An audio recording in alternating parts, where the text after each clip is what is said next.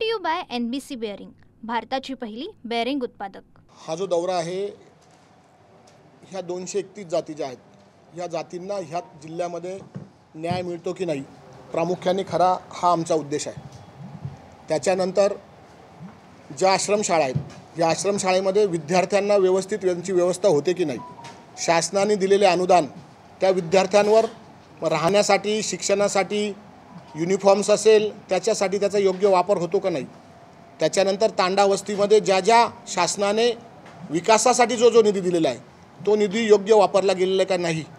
त्याच्यानंतर ह्या आश्रमशाळेचे जे संस्थाचालक आहेत ह्या संस्थाचालकांनी अनेक शिक्षक योग्य भरलेले आहेत की नाही। त्याच्यानंतर ह्या पटसंख्या व्यवस्थित आहेत की नाही। त्याच्यानंतर त्याच्यावर बऱ्याच कुटुंबातले त्यांचे शिक्षक भरलेले आहेत, नातेवाईक, आणि प्रॅक्टिकली ते काम करत नाही याची आम्ही चौकशी करणार आहोत। पटसंख्या शासनाला जी योग्य दाखवता आणि प्रॅक्टिकली ती म्हणजे उपस्थिती कमी असते त्याची आम्ही सगळी चौकशी करणार आहोत।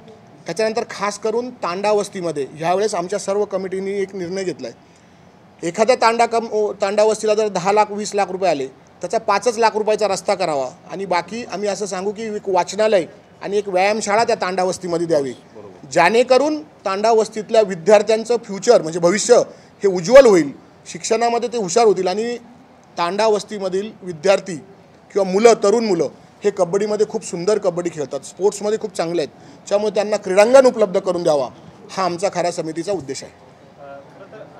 अनेक ठिकाणच्या भरती ज्या आहेत भरतीमध्ये अनेक ठिकाणच्या बिंदू नामावलीच्या कारणं जी दिली जातात त्याच्यावर कशा आमच्याकडे प्रामुख्याने आमचा तोही उद्देश आहे की बिंदू नामावलीच्या वतीने नियमाने त्या भरत्या झाल्यात की नाही आणि त्या जर भरत्या अयोग्य असेल तर आम्ही नक्कीच त्याच्यावर कारवाई करू।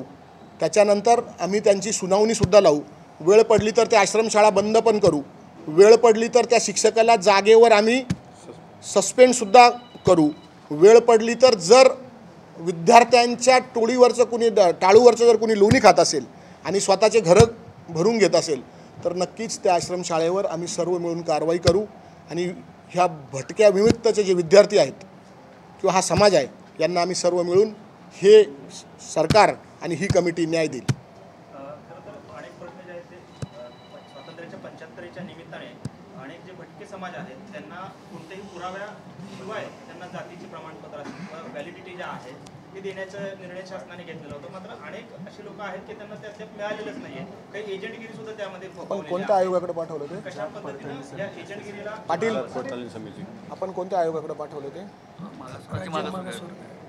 आम्ही जेव्हा पहिली मीटिंग झाली या समितीची त्यावेळेस कोणाला काही केंद्रामध्ये अशा जाती आहेत की त्या राज्यामध्ये नाही आहेत, त्या OBC किंवा भटक्याविमुक्त केंद्रात आहेत परंतु त्या राज्यात नाही आहे, काही राज्यात आहेत भटक्याविमुक्त जाती परंतु त्या केंद्रात नाही आहेत। आम्ही ही सर्व माहिती पहिलाच आमचा असा ठराव होता की ह्यांना न्याय द्यायचा, आम्ही ह्या सर्व माहित्या राज्य मागास आयोगाकडे ही माहित्या मागवल्यात अशा कोणत्या जाती आहे आणि आम्ही ही committee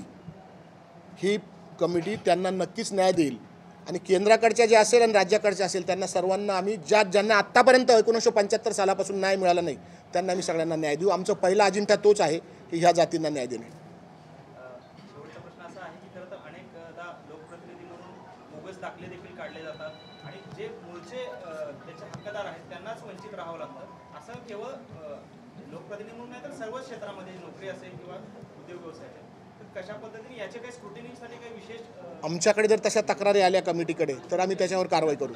brought to you by NBC bearing, भारताची पहिली बेअरिंग उत्पादक।